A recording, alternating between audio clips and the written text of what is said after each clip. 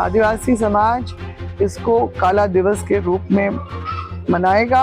हेमंत सोरेन का भी हम लोग जो है हर साल इसी दिन पुतला दहन करेंगे कि बाबा कार्तिक उरांव ने जिस उद्देश्य से ये सारा कुछ किया, आपने उसी को तो ध्वस्त कर दिया, धाराशाही कर दिया। उनका नाम आ जाएगा तो निश्चित रूप से इनका जो है सारा आक्रोश भी ठंडा पड़ जाएगा, इनका आंदोलन भी ठप हो जाएगा।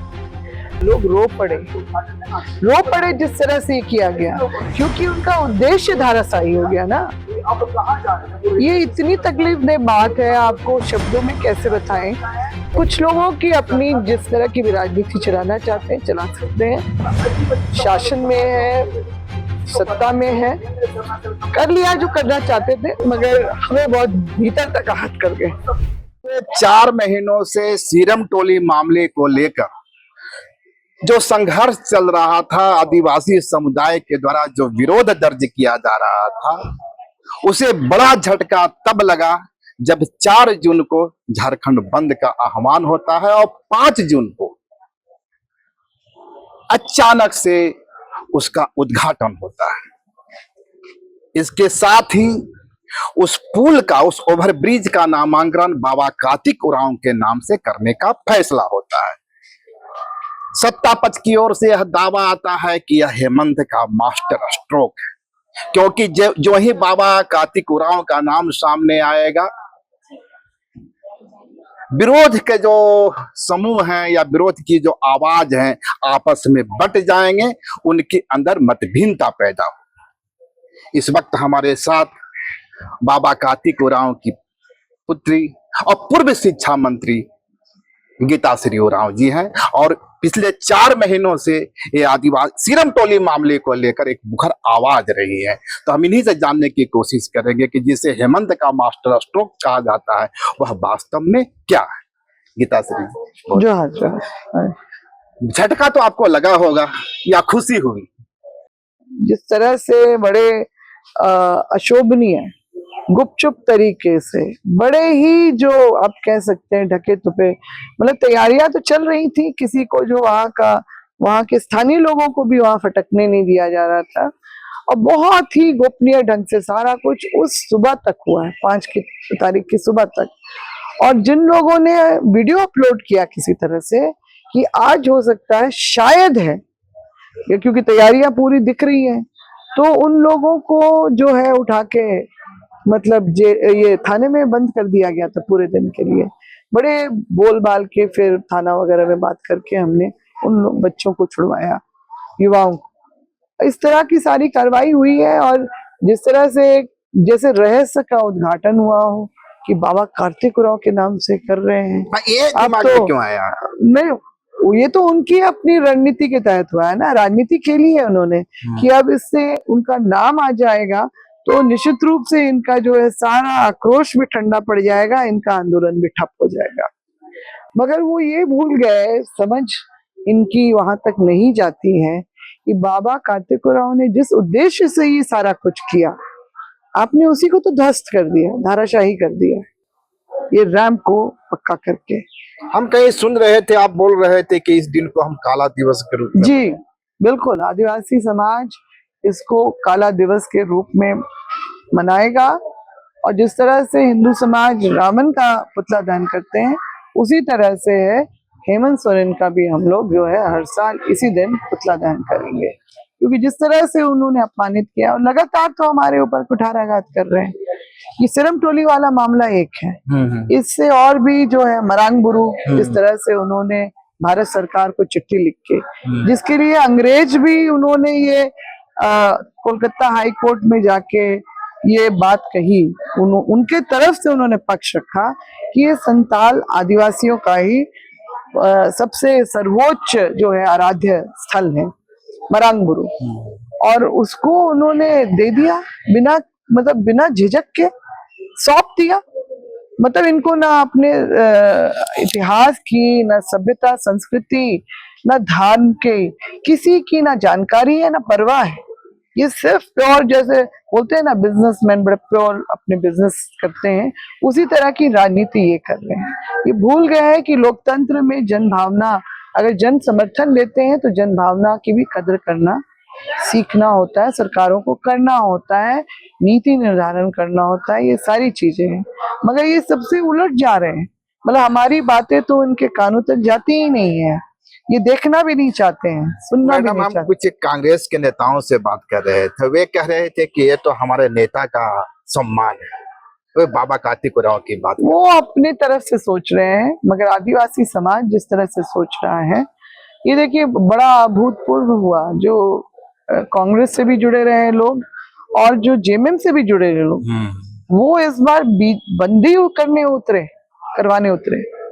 आप समझ लीजिए किस तरह का लोगों में भावनात्मक एक इस बात को लेके जुड़ाव हुआ है।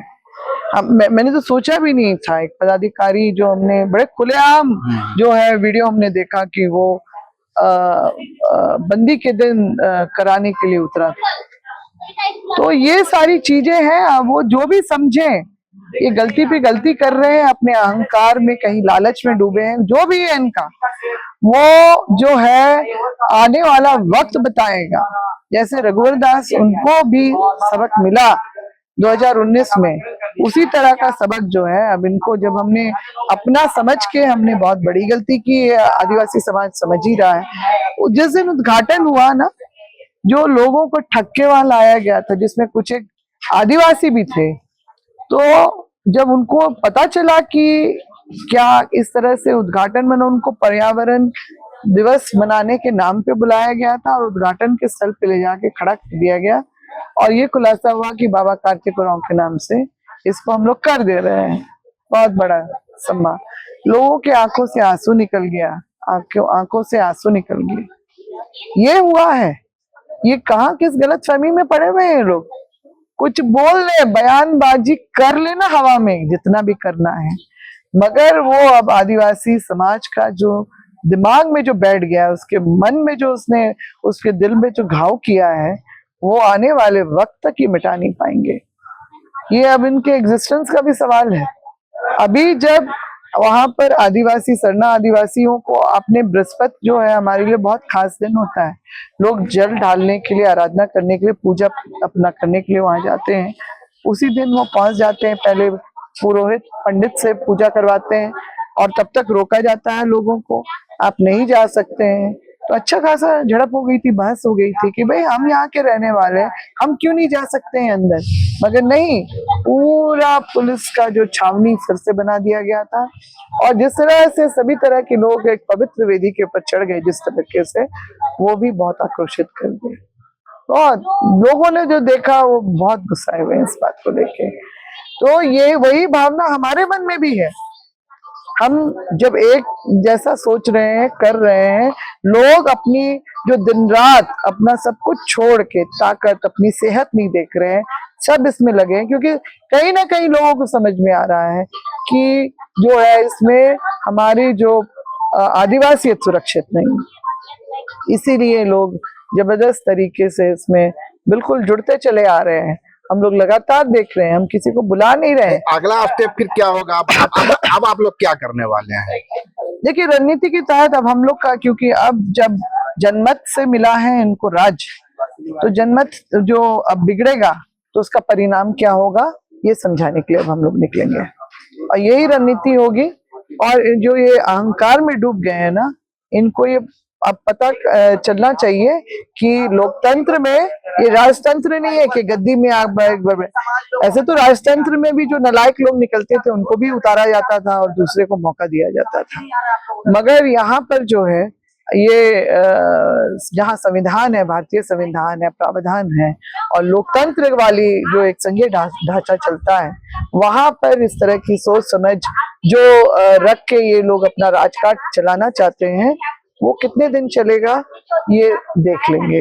काट की हांडी वैसे भी कहते हैं ना, तीसरी बार नहीं चढ़ती है, तो यही होगा। क्योंकि अब तो देख लिया, पहले तो था कि चलो अपना व्यक्ति रही है, कांग्रेस और जेएमएम गठबंधन में है, तो आपकी जो लाइन है वो कहीं न कहीं जो गठबंधन की लाइन है उससे अलग नहीं जा रही है। पहले माटी है फिर पार्टी है, ठीक है ना।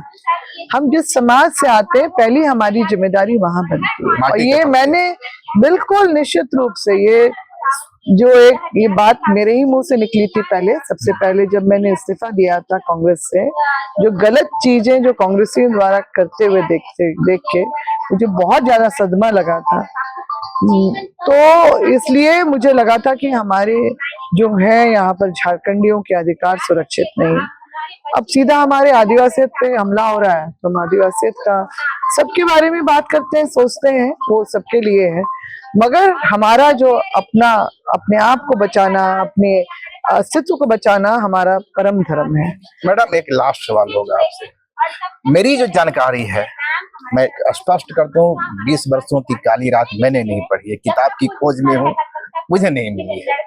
कुछ लोगों का दावा है कि बाबा कार्तिक उरांव ने यह दावा किया है कि हिंदू धर्म, ये आदिवासी जो धर्म है, रस्म और रिवाज है, वह हिंदू धर्म से मिलता है, और उन्होंने यह दावा किया है कि आदिवासी भी हिंदू धर्म का हिस्सा है, अभिन्न हिस्सा है। इस तरह की बातें सोशल मीडिया पे फैलाई जा रही है। वो भाजपा और ये इनके द्वारा की जा रही होगी, आरएसएस के द्वारा, क्योंकि वो नाम जपते थकते नहीं है। अच्छा। क्योंकि उनको मालूम है कि सर्वमान्य जो है एक जन नेता रहे हैं पिताजी, तो उनको लगता है कि इनका हम वो करेंगे, इनके हवाले से कुछ बात करेंगे तो आदिवासी समाज हमारे घेरे में आएगा। नहीं, मुझे ये मालूम है, मुझे ये पहले से ये बातें मालूम है।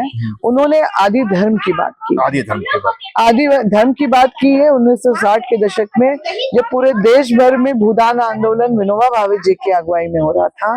तो तत्कालीन उस समय वो सांसद थे, तो उन्होंने तत्कालीन प्रधानमंत्री इंदिरा गांधी जी से कहा था कि आदिवासियों की जमीन चली गई एक बार, उसकी आदिवासियत खत्म, क्योंकि सारी परंपरा संस्कृति उसकी जमीन से जुड़ी हुई है, प्रकृतिवादी है, तो उसका तो आदिवासियत खत्म होने में समय नहीं लगेगा।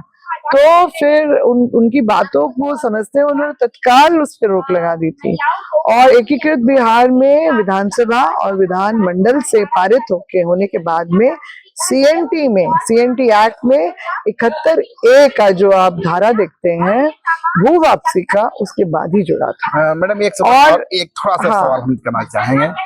बाबा कार्तिक उरांव ने के बारे में यह भी एक दावा किया था, पता नहीं है, बेहतर आप बताएंगे, कि उन्होंने जो धर्मांतरित आदिवासी हैं उनका आरक्षण खत्म करने की मांग की थी, कोर्ट में केस लड़ा था और संसद में इसके लिए मांग की थी। तो क्या नहीं, देखिए, उनका जो उन्होंने देखा था, समझा था, उसके हिसाब से कि जो धर्मांतरित, निश्चित रूप से जो धर्मांतरित हुए वो लोग जिंदगी में आगे बढ़ने की सोच करके गए, और वो बढ़ भी रहे थे।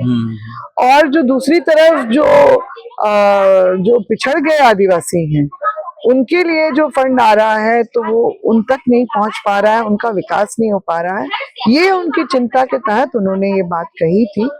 और जो आखिरी पेज जो है उस किताब का, उसमें ये साफ लिखा हुआ है कि मैं अपने उन पिछड़े ईसाई भाइयों के आरक्षण के पक्ष में हूँ जो पिछड़े हुए माने एक इंक्लूसिव, हाँ, उनका था। वो बड़े व्यापक सोच के एक व्यक्ति थे, दूरदर्शी व्यक्ति थे, जो अपने तरह के आंदोलन में लगे हुए थे लगातार। वो इस तरह के जो शिबू सोरेन जी, उनके साथ भी बैठे, आप गाए बगाए प्रभात खबर में भी उनकी फोटो देख लीजिएगा। और जो उनकी ऐसे चित्र हैं जिसमें वो एक तरफ विनोद बिहारी महतो, एक तरफ गुरुजी बैठे हैं, और एक तरफ बीच में वो खुद बैठे हुए हैं, मतलब वो आंदोलन का हिस्सा रहे। नहीं, मैं इसलिए कर रहा हूँ मैडम कि हाल के दिनों में भूतपूर्व सीएम चंपाई सोरेन के द्वारा धर्मांतरित आदिवासियों का आरक्षण खत्म करने की मांग की जा रही है, और इसे अब एक नया पॉइंट दिया गया है, टर्म दिया गया है, डीलिस्टिंग। हाँ, डीलिस्टिंग का जो बात है वो अभी 2023 में, क्योंकि 24 को टारगेट करना था चुनाव को, इसलिए अचानक जो है ये जनजातीय सुरक्षा मंच के माध्यम से इसको सब जगह, मेरे पिताजी का ही नाम उसमें जोड़ा जा रहा था। जोड़ा जा रहा है, जोड़ा जा रहा है। बार कहा कि बाबा कार्तिक उरांव की यह मांग थी और कांग्रेस इसके पीछे हट रही है। नहीं, वो मुझे पता है, और मैंने उसका जो माकूल जवाब उसी किताब के हवाले से दिया था, क्योंकि हम लोग तो ऐसे माहौल में बड़े हुए, कभी इस तरह की बातें हम लोग घर में सुनते भी नहीं थे। अगर इस तरह की चर्चा कुछ हो रही होती तो हमारे कानों तक भी पड़ती, मगर ऐसा कभी हमने नहीं देखा। वो सबके लिए विचार रखते थे, मगर निश्चित रूप से जिस समाज से वो आते थे उनकी चिंता उसके लिए सबसे ज्यादा थी। और जो है, जो किताब में लिखा है आखिरी पेज में, वो इतना जो है सब, मतलब इनफैक्ट जो आज के लोग थे वो, देखिए अगर ऐसा था तो उस समय ईसाई समाज के लोग भी उनके घुर विरोधी होते, मगर नहीं, उनका तालमेल, क्योंकि वो लोग भी समझ रहे थे कि ये क्या कर रहे हैं, किन के लिए कर रहे हैं, जिनको रिप्रेजेंट करते हैं, जिस उससे आ रहे हैं तो उनकी बातें कर रहे हैं, कहीं गलत नहीं कर रहे हैं। और आरक्षण की जहां तक बात है तो उन्होंने जो विकास की राह में पिछड़ गए ईसाई भाइयों के लिए, ये उनके शब्द हैं कि उनके मैं आरक्षण को मैं समर्थन करता हूं, मगर जो आगे बढ़ गए हैं उनको ना मिले, और जो पिछड़ गए, मतलब आरक्षण का जो मुख्य उद्देश्य है वो पूरा हो। तो जो सरना आदिवासी आज तक जो आरक्षण का लाभ नहीं ले पाया है, आगे नहीं बढ़ पाया है, उसको उसका जो लाभ जो है ज्यादा मिलना चाहिए, ये उनकी सोच थी। इसीलिए उन्होंने ये सारी बातें रखी। वो बिल भी पेश, वो जो करने की बात थी, जिसमें उनको बहुत जबरदस्त समर्थन भी मिला था, मगर कहीं ना कहीं उनका जो एक कोना जो है, अपने उन्हीं भाई जो धर्मांतरित हो गए मगर पिछड़ गए, उनके लिए भी वो सोचता था। लास्ट सवाल होगा मैडम, पॉलिटिक्स को दरकिनार कीजिए, सीरम टोली मामले को भी थोड़ा सा किनारा कर दें, क्योंकि आदिवासी अस्मिता के कई दूसरे सवाल भी आदिवासी समाज के सामने आज खड़े हैं। निश्चित रूप से एक पुत्री के रूप में, एक बेटी के रूप में गीता श्री उरांव को कैसा फील हुआ जब सरकार कहती है कि पुल का नामांकन बाबा कार्तिक उरांव? बहुत नहीं, मैं सच बोल रही हूँ, कोई बनावटी बात नहीं है, ना झूठ। राजनीति से अगर बोलेंगे कि प्रेरित होके बोल रही है तो नहीं, सब लोग जानते हैं कि मैं दिल से जो भी करती हूँ, मेरे दिल से, राजनीति से, मतलब राजनीति में होने के बाद मैंने राजनीति को, जैसे मेरे माता पिता ने माध्यम बनाया लोगों की सेवा करने के लिए, मेरा भी वही उद्देश्य है, मेरा भी वही तौर तरीका है। और जो है, मैं अपने लोगों की बेहतरी के लिए राजनीति करती हूँ, उनको ठेस ना पहुंचे, उनका अहित ना हो, हमारे समाज का अहित ना हो, इसकी राजनीति करती हूँ। तो क्या गीता श्री उरांव हर 5 जून को इसी तरह वहाँ पुतला जलाएंगे? निश्चित रूप से ये होगा। हम लोग इसको काला दिवस मनाने का हमने प्रण ले लिया है, तो ले लिया है क्योंकि लोग इसमें और आहत हुए। मैंने बताया ना, लोग रो पड़े जिस तरह से किया गया, क्योंकि उनका उद्देश्य धाराशाही हो गया ना। ये इतनी तकलीफदेह बात है, आपको शब्दों में कैसे बताएं।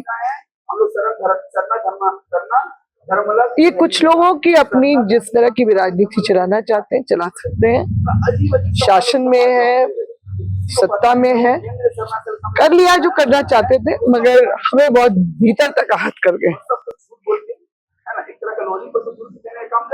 मैडम, ये हमारे साथ थी गीता श्री उरांव। आप समझ सकते हैं कि जिसे हेमंत का मास्टर स्ट्रोक माना जा रहा है, मास्टर स्ट्रोक कहा जा रहा है, और यह दावा किया जा रहा है कि हेमंत सोरेन ने धोबिया पछाड़ में सबको पछाड़ दिया, एक ही चाल में सारी सियासत फेल हो गई। दरअसल उसका एक दूसरा पक्ष भी है, और आपने देखा गीता श्री उरांव के ये आंसू, कि उनका भावनाओं का उबाल। आज भी गीता श्री उरांव अपने उस आदिवासी भाइयों के साथ खड़ी हैं, उनकी आवाज बनने का दावा कर रही हैं। और भले ही उस पुल का नामांकन उनके पिताजी के नाम पर किया जाए, पर गीता श्री उरांव के ये आंसू बतलाते हैं कि नाम की राजनीति नहीं, काम की राजनीति होनी चाहिए। और आदिवासी समाज अपनी अस्मिता की लड़ाई के लिए, अपनी अस्मिता की पहचान के लिए, अपने सांस्कृतिक सामाजिक पहचान को स्थापित करने के लिए यह लड़ाई आगे भी जारी रहेगा। भले ही ओवरब्रिज का निर्माण शुरू हो गया, वाहनों का परिचालन शुरू हो गया, लेकिन संघर्ष समाप्त नहीं हुआ है। अगर खबर पसंद आए तो आप QR स्कैन कर दें हमारा साथ। आपका एक छोटा आर्थिक सहयोग है हमारा बड़ा हौसला। द भारत मित्र, बुलंद भारत की बुलंद तस्वीर।